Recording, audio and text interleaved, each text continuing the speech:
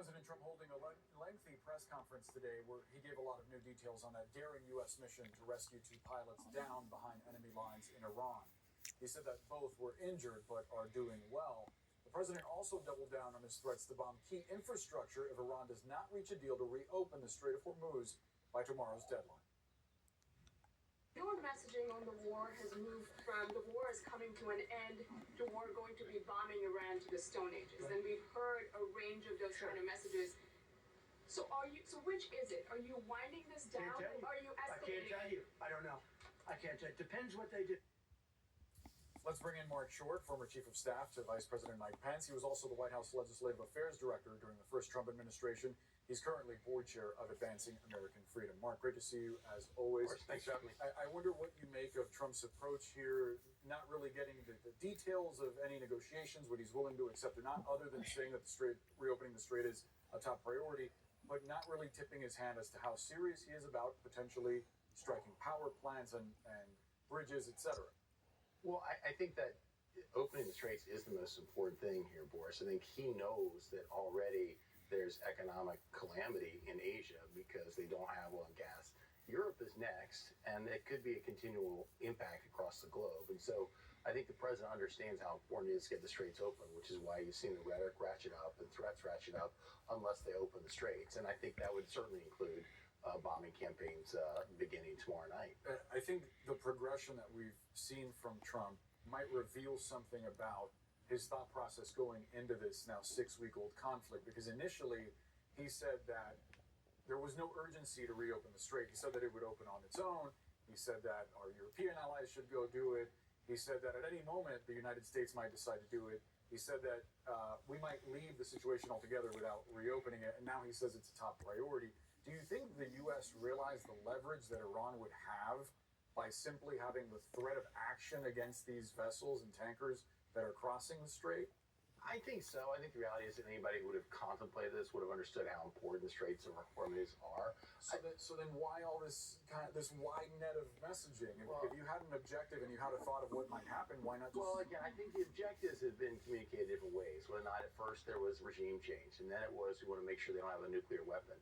And then it was we want to make sure that they don't have military capability to create conflict across the Middle East. And so I think there's been different messages about what the objective was. But I think there's no doubt as far as the global economy is concerned how important the straits are. And so I think the president is committed to making sure that that gets resolved sooner rather than later. Do you think that there's a difference perhaps in the way that these two parties in this conflict define success? Because Trump says we've won the war. And all that Iran has to do is like lay out a mine, and then... You mean two parties between... Well, I guess you would say the United States and Israel and Iran. Yeah. Because from Iran's perspective, they have the leverage. They rejected this ceasefire in part because all it takes is somebody on a mountain with, a shoulder-mounted weapon aiming at these tankers, and they can freeze the world economy or make it hurt. Well, I mean, I would even say regarding the United States and Israel, frankly, I don't think Israel has had a closer ally than President Trump, to his credit. But I think Israel is more committed to regime change. I do think that Israel, ever since October 7th, 2023, the world has changed for them because they know Iran was the one funding Hamas and Hezbollah, and they've made it clear that they're going to change the map. And so for them, there is a commitment to regime change, and I'm not sure that's exactly where our goals align. Do you think that potentially this is a political weakness for the president, for Republicans, because they've been criticized repeatedly based on statements that now Secretary of State Rubio made when he was briefing lawmakers on Capitol Hill, that the U.S. effectively was trying to respond to the potential of Iran attacking Israel. It made it seem as though Israel was leading the way into this. Look, I think there's some who are social media influencers that have made that claim. I think the reality is for most Republicans, they understand how cherished an ally Israel is, and they support the president's efforts here. I think you've even seen those who self-identify as MAGA.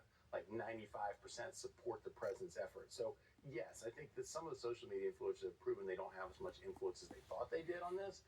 And so, but I think that right now, as far as Republicans on the Hill and Republicans in general, I think support the president's efforts here because they understand the threat that Iran has been for 47 years and want to encourage his efforts here. Social media, as we've seen many times, not real life.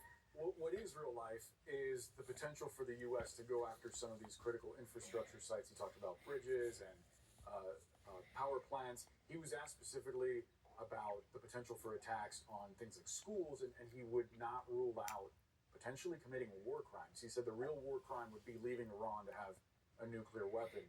I mean, that's a pretty serious threat for the President of the United States to put out there, not just isolated to this conflict, but it's a message being sent throughout the world about what his White House, what his leadership represents. Boris, he's not going to attack schools, but I think the president always has had it clear to say, I'm not going to tell you what I'm not going to do. He feels like that is a strategic advantage. America holds itself to a higher standard, but there's no doubt that, again, Iran has raped and murdered young women and children. And so, they certainly hold themselves to a very different standard, too. Will the president take out power plants? I would imagine that he probably would. Wow. Mark Short, we'll have to wait and see. The deadline again, 8 p.m. tomorrow. We'll be watching closely. Thanks so much, Mark. Thanks, Boris.